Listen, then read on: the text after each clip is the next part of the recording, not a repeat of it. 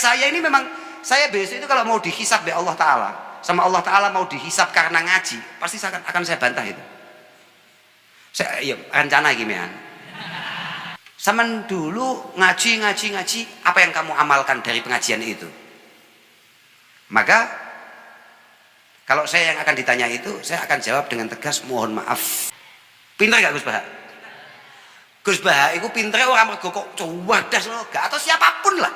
Tidak, karena dari awal Gus Baha itu kebetulan menemukan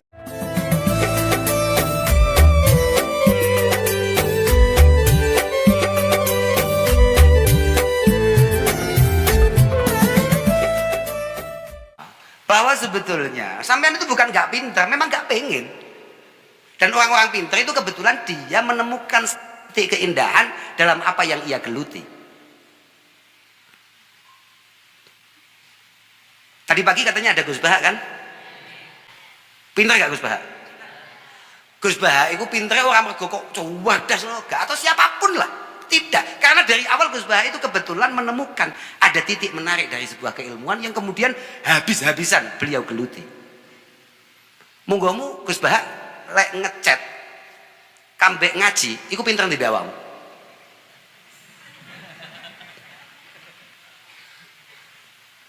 Artinya apa? Sampai itu tidak ada yang bodoh, tidak ada. Yang ada adalah kamu lagi fokus dengan apa yang kamu anggap penting hari ini, dan bisa jadi sebetulnya itu sama sekali nggak penting. Wah, jenengan kok bisa apal begini, apal begini, apal begini? Enggak masalah bisa. Ya karena kebetulan saya anggap penting begitu saja. Dan kebetulan kamu nggak anggap penting itu. Jadi biasa-biasa saja. Dan ketika kamu menganggap apa yang saya anggap penting ini adalah hal penting dalam hidupmu, saya yakin kamu jauh lebih istimewa daripada saya. Itu pasti. Karena saya lihat panjenengan-panjenengan adalah orang yang luar biasa. Meninggalkan rumah yang sangat jauh untuk menuntut ilmu, untuk ngaji, untuk meningkatkan kualitas diri. Wah, dan itu istimewa betul. Istimewa betul. Maka kata Mu'adz bin Jabal, orang-orang kayak begini ini adalah orang-orang yang nafas per nafasnya adalah tasbih wal ibadah. Lah orang-orang kayak saya ini memang, saya besok itu kalau mau dihisab oleh Allah Ta'ala, sama Allah Ta'ala mau dihisab karena ngaji, pasti akan saya bantah itu. Saya ya, rencana gimana? Ya kan ya boleh toh. Orang itu kan boleh. Ana urid wa anta turid wallahu yaf'alu ma yurid. Bahwa kita punya rencana. Saya juga punya rencana karena begini, kabarnya semua orang itu akan dihisab paling tidak minimal 4 hal. Dan diantaranya adalah an ilmin bimadza amila fi. Keilmuan. Keilmuan. Saman dulu ngaji, apa yang kamu amalkan dari pengajian itu? Maka kalau saya yang akan ditanya itu, saya akan jawab dengan tegas, mohon maaf ya Allah, saya dulu ngaji nggak sengaja. Masa orang mau dihisap untuk hal-hal yang tidak kita sengaja? Bagaimana mungkin saya sengaja? Lawang saya itu kan bisa bukan faktor apa-apa, karena lingkungan saja. Karena kebetulan lingkungan saja. Makanya sama bangun lingkungan itu yang benar. Sama sukses karena memang lingkungannya mendukung untuk sukses. Dukungan itu ada kalanya dukungan yang bersifat kemudahan-kemudahan, ada kalanya tekanan-tekanan. Nah saya ini bisa bukan karena saya pengen, bukan. Karena kebetulan saya bangun tidur, lingkungan saya tahu-tahu ada yang sudah baca Quran, tahu-tahu sudah ada yang baca apa, tahu-tahu sudah ada yang nerangkan apa. Maka pelan-pelan nyantol. Lah masa nyantol gak sengaja terus dihisap? Orang-orang yang benar-benar tolabul ilmi itu kayak jenengan.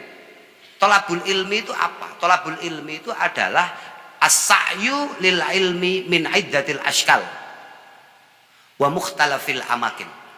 Yang disebut tolabul ilmi ibadah itu ya kayak jenengan-jenengan yang memang bergerak dari daerah untuk kemudian menuju satu tempat di mana di sana dia meningkatkan kualitas dirinya. Wah, itu wong top-top tenan. Aku pokoknya melu ndongakno, muga-muga sampean kabeh paringi hasil. Punya satu kemampuan yang pada akhirnya memberikan satu kemanfaatan bagi panjenengan sendiri dan juga banyak orang. Karena di mana-mana saya selalu mengatakan bahwa Inna jawami'a awamirillahi subhanahu wa ta'ala itu tarji'u ila khaslataini, bahwa ketika bangunan hubungan kita dengan Tuhan itu sudah sukses, sudah terhubung dengan cukup baik, itu pada akhirnya tidak dipertimbangkan oleh Tuhan kalau bangunan kita dengan sesama tidak selesai. Tarji'u ila khaslataini at-ta'zim lillah wa syafaqah li khalqi, bahwa orang Islam itu, makanya tadi kan saya tanya tuh mau berangkat, saya tanya UII itu singkatannya apa? Ternyata jawabannya adalah Universitas Insyaallah Islam. Loh, Masya Allah, singkat takoi lo alumni nih. Ketika saya lihat ada masjidnya, oh iya Insya Allah Islam tenan ya. Ketika saya masuk tahu-tahu disambut dengan masjid, Insya Allah Islam bener ini. Tapi jadi Islam itu sebetulnya ya mudah, yang sulit itu jadi Muslim.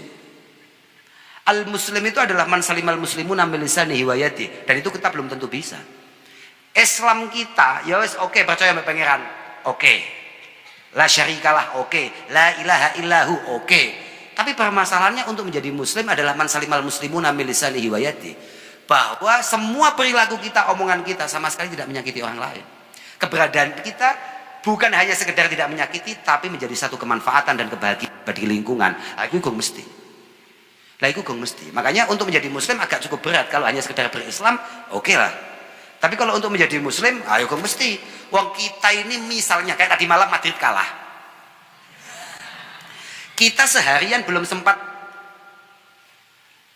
membuli orang yang kebetulan jagonya Madrid, belum bahagia.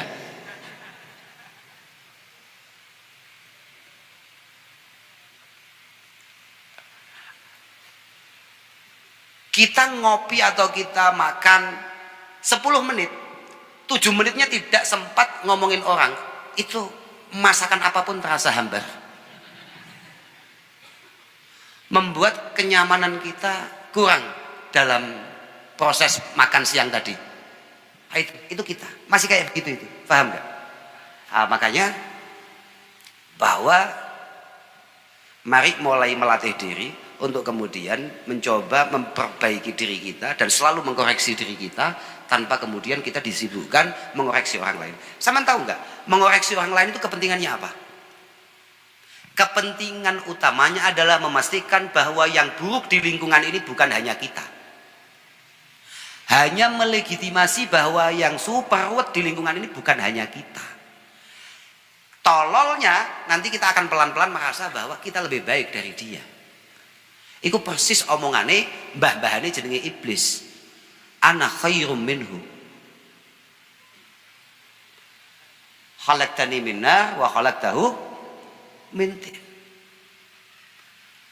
Al-insan iku majbulun bi hubbi nafsi. Ingat-ingat ini. Habis itu langsung pulang kita. Sudah kamu ngajinya tadi pagi kan sudah selesai itu. Kita hanya cerita saja, ngobrol saja. Bahwa manusia itu memang punya watak dasar yang hampir rata-rata tidak menarik. Semua watak yang nempel sama kita itu semuanya rata-rata nggak menarik. Jarang ada yang menarik. Makanya ada bahasa innan nafsa la ammaratum. Semua otak kita itu mesti arahnya negatif. Wes to, apa meneh sing mahasiswa wong sing kiai kadang ngono. Lho karena ketika masih manusia begitu, sama harus tahu, al-insan iku majbulun bi hubbi nafsi. Wa mubghidun li khasmi. Ini dengarkan ini. Coba dengarkan. Al-insan majbulun bi hubbi nafsi. Bawaan orok kita ini sangat mencintai diri kita. Sangat melebih-lebihkan diri kita. Dan sama sekali tidak punya ketertarikan terhadap siapapun yang tidak bisa menerima kita apa adanya, apalagi sampai menentang pendapat kita. Tapi kita sangat meminta lingkungan menerima kita apa adanya. Kita tidak pernah menyiapkan diri kita untuk diterima lingkungan, tapi memaksa lingkungan untuk kemudian menerima kita apa adanya. Sangat mencintai dirinya. Semua kesalahan yang kita lakukan dalam otak kita selalu tergambar alasan-alasan dan kenapa kita, pembenaran-pembenaran kenapa kita melakukan itu semua.